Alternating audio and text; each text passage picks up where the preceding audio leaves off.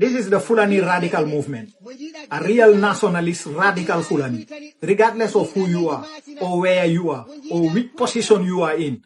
If you start attacking the Fulani tribe, or you say anything wrong about the Fulani tribe, know that we are coming for you. And if you say one bad thing, you are going to receive 100, 200 more worse than what you said. If you say anything bad about our ethnic group, know that we are coming for you. Put that in your mind. The radical movement will come to you. Yeah, we are coming. The past is past, but right now, there is not a single human being on the face of the planet that will insult the Fulani. We, the Fulani children, the Fulani young youth, sit down and watch. Enough is enough. We are tired of your bullshit. We are tired of this fucking bullshit. You understand? We are tired of the bullshit. You say Fulani won, know that we are coming for you. The radical movement will come for you. Remember that. All the time, put it in your mind. The radical Fulani are coming for you. Genocide must end in Nigeria. Persecutions must end in Nigeria. Terrorism must end in Nigeria. And Sharia must end in Nigeria. We cannot continue to tolerate it. I have no idea what the people that permitted it in the 2000 did, but it cannot stand. We are a secular nation, not an Islamic nation. In the fight against injustice, against genocide, against terrorism, one of the things that the Nigerian youth must do is to be united as one. This idea, this mentality of it doesn't concern me. As far as you're not the one, it doesn't concern you. It will never help us get to where we're going to. They are killing in Georgia, they are killing in any part of the north. Don't say it doesn't concern you. Let to speak of it. There is never a place in the world where genuine change is achieved without people paying certain prices. And if we must get the change we desire, we must be willing to be united as one, not divided. So therefore, learn to speak up for somebody that is being oppressed. Learn to stand in the gap for somebody that is being subjected to some rigorous treatment. Learn to speak up for the oppressed, because we are one. The goal is one. 7 people have been killed in an attack in Ohimini local government of Benue State. Hi. So every day, the news that we get from Benue is either Fulani killed this one, is either somebody was kidnapped, or armed robbery. What good news are we getting from Benue State? What exactly is happening that these things cannot be tackled? I blame the security in that state. Their structure is very, very wrong, either in Benue or in Nigeria. I can't even say Nigeria as a whole, because Lagos is not experiencing that. Because they did not give room to certain nonsense. Benue will only go when they hear that it has happened. They will not make what's it called? A preparation ahead of time. Are you waiting for it to happen so you go and tell the people sorry? Now you are condoning with the people. If 7 people were shot dead, then how many people were injured? Because according to the eyewitness, that the people came and started opening fire. In a community of such, you open fire, bullet can just move from anybody from anywhere and hit. So a lot of people were dead. I feel so bad when I get news like this, honestly. I feel so bad. What is the commissioner doing? Commissioner of Police, Benue State. The governor, you guys will just give order and then you go and sit. When you go to police station, you understand this and I'm telling you. The innocent people are the ones suffering. The innocent people, when they take your case there, somebody, for example, will go and report you. When they take you to the station, they will find a way to implicate you. They will want you to make a statement. Ignorantly, they will just implicate you and say, put you behind the bar. When you want to talk, they will say they should put you behind the counter. And that is how many people are frustrated, humiliated. Some of them are in detention. Some of them are in prison for what they did not do. But the people who they are supposed to be weighing the war against are the ones terrorizing everybody there. Coming back to the vigilante group, you guys are not vigilante. You are useless group, money mongers. You are looking for money. People should contribute so that you eat and go and sleep. If you are vigilante, vigilantes do not sleep. That is why they call them vigilante. You are vigilant all time. Those guys pass through roads. They pass through different places to come there. What is the security architecture of the land? Every society have a place that they call the entrance. 1 entrance, 2 entrance, 3 entrance, like that. So if you mount your people at every entrance, they will be able to cover within this entrance to the other entrance. They can use bush. Some of them can station themselves. When they know that this is becoming active, they will be careful. And when people see that, okay, your system is working, they can contribute any amount you say to support you. But whereby they are contributing this money and nothing is being done, their people are being killed, they are being kidnapped on a daily basis. How do you think it will work? If anybody is caught in the act of conspiring with these people, let the law of the land deal with the person. Traditional law exists even in the law. That's why when you go to court, they ask for the head of the people. Of the land, the chief. In some places, the police cannot arrest anybody unless they pass through the chief. This particular Fulani guy is notorious for posting videos of himself and his terrorist gang online. In his videos, he and his group openly show pum from some monies, walkie-talkies, and other things used for kidnapping. He acts with no fear, as if he knows nothing will happen to him.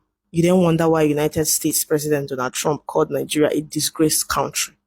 He said this because he believes that there are people inside the Nigerian system who support or protect criminals. When you look at situations like this, you begin to understand why he spoke that way. The question people keep asking is simple. How can someone be posting videos online with his face showing, displaying pum and ransom money, yet nobody arrests him? Is he not using the internet? Do we not have network providers? Do we not have security agencies that track criminals? If the DSS and police can arrest ordinary citizens for small issues, how come they cannot arrest someone who openly shows weapons? It makes the country look unserious. Look at the kind of equipment these groups are holding. These are not just cheap tools. The walkie-talkies are modern. The uniforms look new and properly supplied. This is not random crime. This is organized and sponsored. Someone with money, power, and influence is supporting them.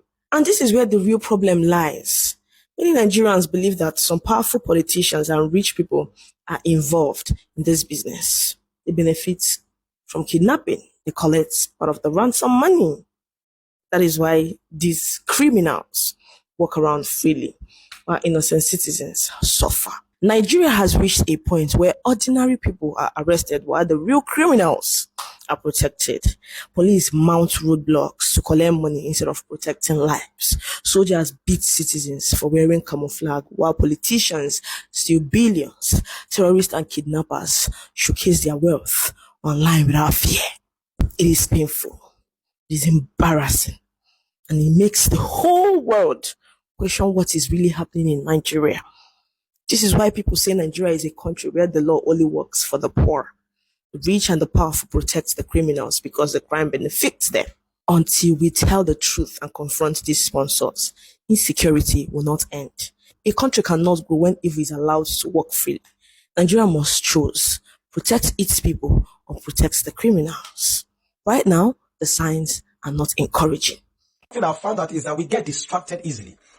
When a particular issue that has taken with a national interest, something very important, and we are following up and people are speaking up, the next thing you see that a celebrity somewhere will just come up and there's just this news that will just bring about distraction. And I've actually seen people from diaspora being more interested in nations and nation building on matters that concern Nigeria, even more than those that are in Nigeria. They are in a place, they are in a sinner climb, but still they are very involved. Let all be involved. And this is how we can achieve. The more we talk about it, the world is hearing about it, then we can achieve our goal. In a situation whereby people are demanding for their right and they arrest one person, and you find out that the moment they arrest one person, every other person runs away. It will never enable us to achieve our purpose. Welcome back. I know a lot of you guys don't listen to waiting the first person. If I say the first person, that first guy we talk, we be Fulani, don't hear how he take talk. We be say he did the threatening the whole Nigerians. Although me, I know they blame him. I know we blame him because he no know wetin he did the talk. And he just be say nobody go find that guy for us. Now why be say he talk that kind thing wey nobody they follow him? If to say we don't chase those Fulani wey be say okay they dey for our side dey make mouth. You know say okay Fulanis wey be say okay they dey for north abi they fit make mouth for north, but if they dey for south they make mouth. Anybody wey be say okay e dey see them for north abi for south they make mouth, sorry, make una pursue them comot for north, because I say pursue them comot for north, pursue them comot for south, make them go back to their north, make them go dey make mouth for the north. Even as they dey cause problem they still dey get mouth dey talk, they can't set warning on who. It's just that nobody go fit find those kind people for me. Although let me give you some little space to hear wetin one man here wan talk concerning this genocide and people wey be say they dey behind this jihadist. Make I give you some little space, make you hear wetin that man wan talk, because as you go hear wetin that man wan talk, he go touch you and everything go touch you because of the way he take dey talk am. Thank you. Mind you, these terrorists are mostly Sunni Muslims. That is the reality, which nobody's eating at. And they're always killing the Shias. Okay. That is one aspect of it. Another aspect of the killings also is that you also have extremist extremist Fulani jihadists killing indigenous Hausa settlers or Hausa indigents.